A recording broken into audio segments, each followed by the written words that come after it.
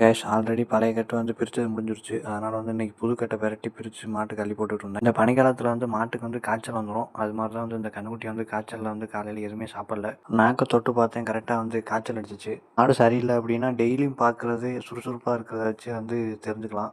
அதே மாதிரி தான் இன்றைக்கி நான் பார்த்துட்டேன். கரெக்டாக டாக்டர் சொன்னேன், அவர் மாத்திரை வாங்கிட்டு வரேன்னு சொன்னார். எருமை வந்து தலைச்சம் போவனால வந்து பால் வந்து கன்னுக்குட்டிக்கு பத்தலை. அதனால் கத்திக்கிட்டே கிடந்துச்சு. அதனால் 1 லிட்டர் வந்து பசுமாட்டு பாலை வாங்கி பால்ட்ட பால் ஊற்றி குடிக்க விட ஆரம்பிச்சாச்சு. குடிக்க விட்டு முடிச்சுட்டு அப்பா வந்து மாத்திரை வாங்கிட்டு வந்துட்டார். அதை வந்து கன்னுக்குட்டிக்கு ஊற்றி விட்டு வண்டி எடுத்துகிட்டு கிளம்பியாச்சு.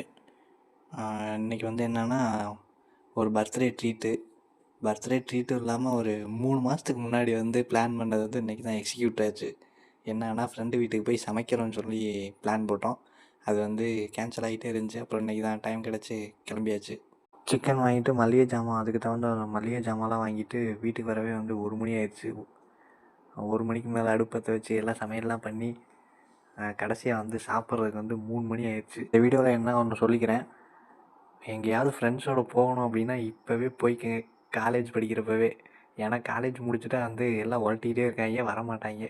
என்னோடய எக்ஸ்பீரியன்ஸில் சொல்கிறேன். இன்றைக்கி கூட ஒரு நாய் உழட்டிருச்சு. மதிய சாப்பாடு சாப்பிட்டுட்டு கொஞ்ச நேரம் அங்கேயே டைம் ஸ்பெண்ட் பண்ணிட்டு வீட்டுக்கு கிளம்பியாச்சு. ஓகே கேஸ், வீடியோ பிடிச்சிருந்துச்சுன்னா லைக் அண்ட் சப்ஸ்கிரைப் பண்ணிக்கங்க. பாய்.